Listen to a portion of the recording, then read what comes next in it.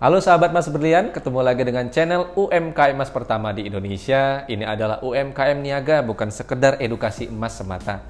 Menarik untuk didalami mengenai toko emas. Kita ingin eksis di dunia yang sekarang terjadi lah ya, pandemi ini.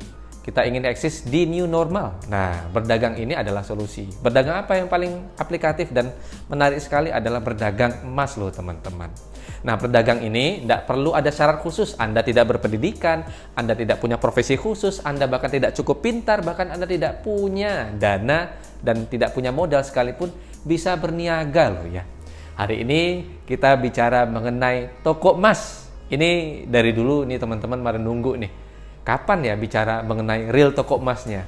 Sekarang kita bersama tukang emas yang real banget dan masih eksis di dunia dan menjadi saksi sejarah toko emas dari mulai keluarganya dari kecil mulai bangun toko emas sampai sekarang bersama tukang emas Sandi atau disingkat jadi Kang Mas Sandi.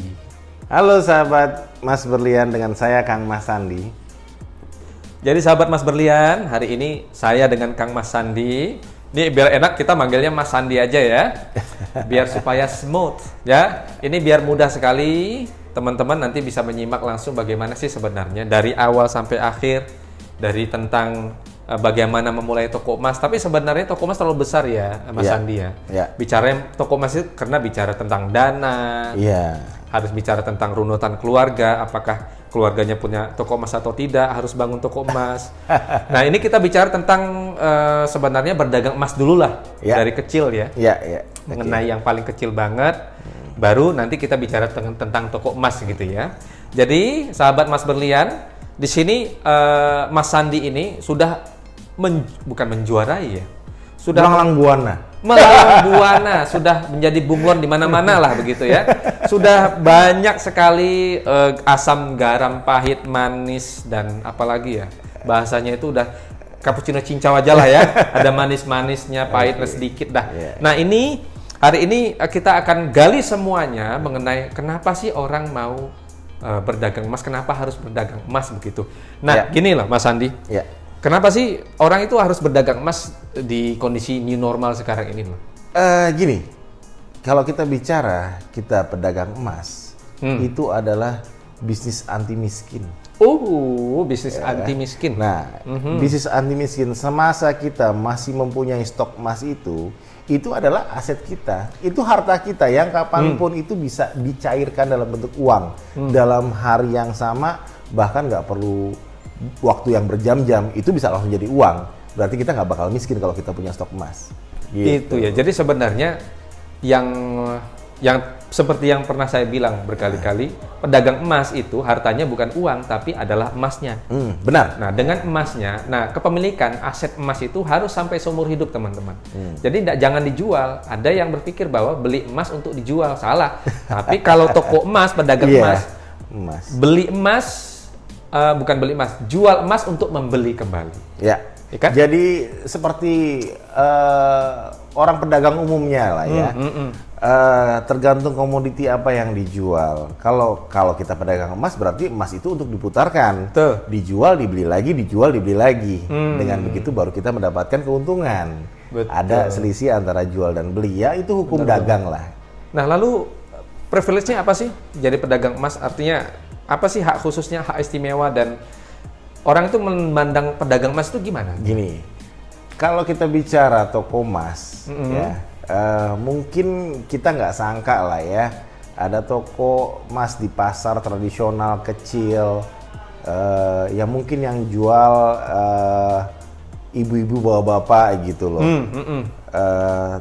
Tapi kita tahu di mana dia rumahnya, tinggalnya di mana. Itu hidupnya cukup makmur dengan aset, bahkan bisa menyekolahkan anak ke luar negeri. Nah, disinilah banyak rahasia-rahasia kenapa si pedagang emas ini tidak mempublish dan segala macam. Nah, itu kan pertanyaan selanjutnya. Ini kan rahasia ya. Sampai ada yang mengatakan itu toko emasnya nggak berkembang-kembang, tapi anaknya sekolah ke luar negeri, rumahnya di mana-mana. Ini toko emas dari dulu ya teman-teman pasti pernah lihat nih. Toko emas di mall atau di pojok pasar sana, kelihatannya nggak berkembang gitu-gitu aja gitu dari dulu berapa sampai 20 tahun ya. kayaknya biasa aja, tapi kok hartanya di mana-mana. Nah, itu rahasianya. Ini yang tidak pernah dipublis, maka kami ingin mengedukasi semua teman-teman di Emas Berlian itu untuk berniaga emas. Di sini rahasia kita akan ungkap. Pertanyaannya sama seperti tadi, kenapa kok nggak dipublis itu loh rahasianya? Gini,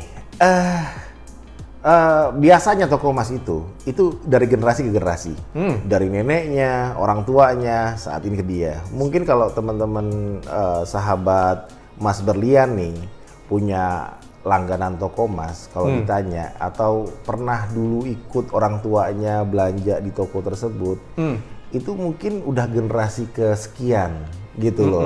Mungkin dulu ibunya sahabat Mas Berlian belanja dengan ibunya si pedagang. Saat ini ya sudah anaknya yang lanjutkan.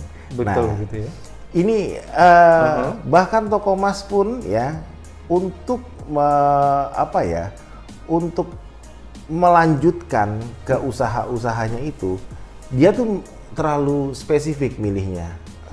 Khusus anak-anaknya aja, dia nggak mungkin mewariskan itu bahkan ke anak buahnya. Dalam arti ilmunya ya. Bahkan ke anak buah nggak? Iya, ilmunya tuh saking rahasianya loh. Ilmunya tuh nggak dipublish gitu loh.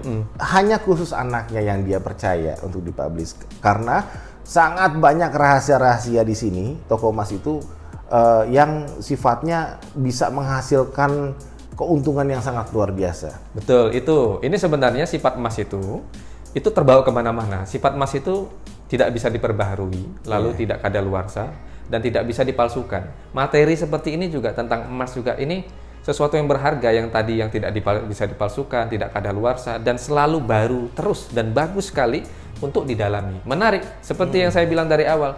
Menarik sekali untuk didalami, sangat menarik untuk didalami. Nah, lantas kalau memulai pedagang emas itu harus mahal nggak sih, Mas Andi? Gini, saat ini kan kita udah berbasis internet lah ya. Pedagang-pedagang emas udah banyak di online dan segala macem gitu kan. Mungkin kita nggak sadar ada si pedagang A nih jual murah karena dia butuh, ya kan? Atau mungkin dia bukan pedagang tapi karena dia lagi butuh uang, dia jual emasnya di online dan segala macam. Online bisa ya sekarang. Nah, tapi kalau kita tahu harga dasar emas itu berapa, harga pasar emas itu berapa, ya kita ngelihat harga murah, kita bisa publish lagi, ya ke jaringan kita, ke komunitas kita, mungkin ke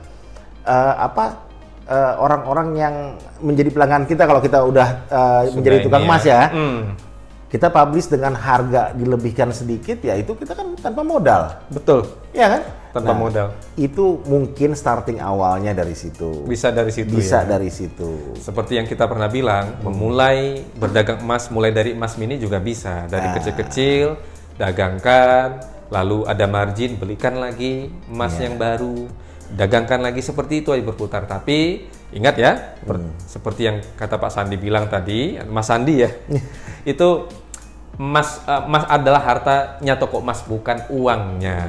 Nah, di sini kita mau ngambil kesimpulan sebenarnya semua orang bisa berdagang emas. Bisa, semua orang bisa.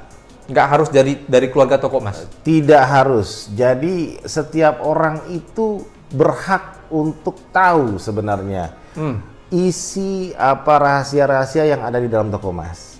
Gitu. Semua orang berhak tahu. Nah, ini Mas Sandi ini sudah brojol di etalasenya toko emas. Jadi udah tahu banget nih seluk-beluknya toko emas, teman-teman. Iya. Jadi nanti kalau kita mau bahas lebih dalam lagi, memang enak sekali mengenai itu. Nah, sekarang ngomong-ngomong, Pak Sandi ini sudah membangun perusahaan emas. Bukan toko emas lagi. Toko emas aja nggak bangkrut, apalagi perusahaan. Ini nih. Bukan perusahaan lah, pabrik.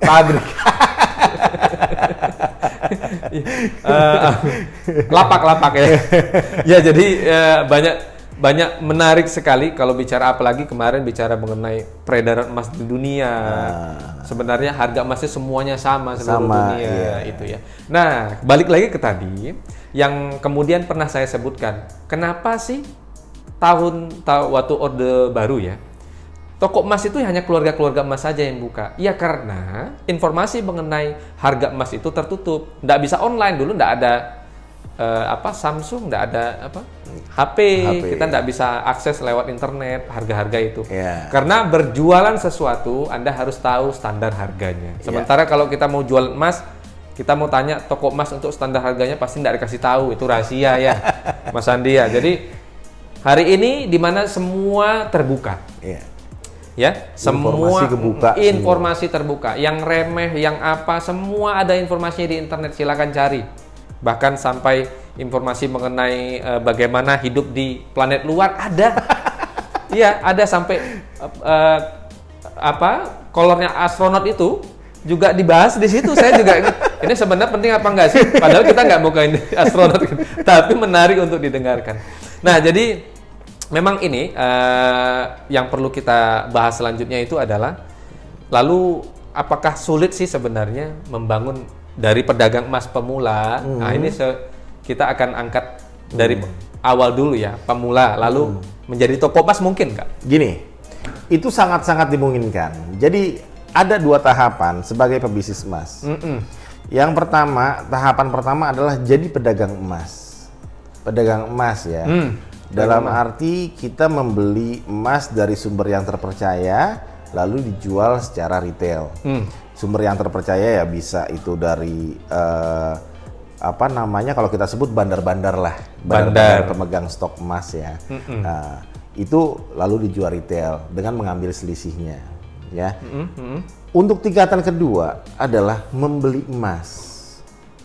Pernah nggak Anda bayangkan kalau Anda menjual emas, untungnya itu 1.000, menjual emas misalnya.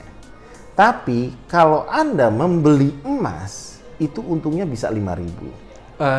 Itu. Nah, ini yang menarik di sini. Jadi, untuk bisa menerima emas itu ada prosesnya. Itu ada teknik-teknik tersendiri. Menerima emas aja? Menerima emas ya. Menerima emas. Pertama, bagaimana uji kadar, bagaimana menentukan harga, bagaimana kita membeli barang tidak kemahalan, bagaimana kalau kita tawar murah si penjual itu tidak kecewa dengan harga tersebut. Nah, ini sangat menarik. Ini sangat menarik banget untuk untuk didalamin di sini. Jadi menarik yang disampaikan oleh Mas Sandi tadi mengenai kalau menjual itu untungnya 1.000, kalau menerima buyback untungnya 2.000. Nah, ini sebenarnya nggak 2.000, 5.000. Aduh, 5.000 loh teman-teman. Lebih banyak dari apa yang saya prediksikan. Ini tukang emas yang sebenarnya. Kalau kita kan sebenarnya pedagang emas yang bermain di online dan bermain di retail. Kalau ini mainnya sudah di alam goib dah. Tiba-tiba udah besar aja ya, menjadi pabrik luar biasa. Nah, ini perlu disampaikan. Ini sebenarnya tingkat lanjut untuk teman-teman yang sudah berdagang emas dan melihat peluang yang lain. Teman-teman jangan bangga deh cuma jual emas. Bangga itu menerima emas kembali ya. Tapi juga untuk konsumen, ini perbandingan sama toko emas. Konsumen biasanya beli emas untuk dijual. Tapi kalau toko emas, jual emas untuk membeli emas kembali. Artinya dari menjual emas itu ada margin, dibelikan emas lebih banyak lagi. Nah, toko emas itu emasnya bisa beranak loh ya, betul ya? Wah, itu. Ya, benar. Makin banyak emasnya. Tapi kalau konsumen emas, aduh, emasnya cuma segitu doang. Cuma 1 gram disimpan 1 tahun, lalu mungkin ada untung, ya sudah, dia jual emas itu, ya segitu untungnya. Tapi diminta untuk membeli emas yang sama saat itu juga nggak bisa. Ya, benar. Nggak bisa. Benar. Nah, itu tadi menarik. Lalu bisa besar dan harus pakai PT? Nggak perlu. Kalau kita sebatas untuk toko emas umum lah ya. Kalau saya bilang toko emas umum yang kayak di pasar-pasar tradisional, itu biasanya Pemprov di daerah setempat itu untuk membuka toko UMKM, apalagi pemerintahan sekarang ya, UMKM itu sangat dipermudah. Cukup hanya izin di kecamatan pun udah bisa, khususnya untuk perdagangan UMKM. Tuh, teman-teman. Walaupun emas terlihatnya banyak, modalnya besar, tapi izin nggak perlu harus PT. Tuh, nah ini walaupun dia nilai asetnya sampai miliaran-miliaran.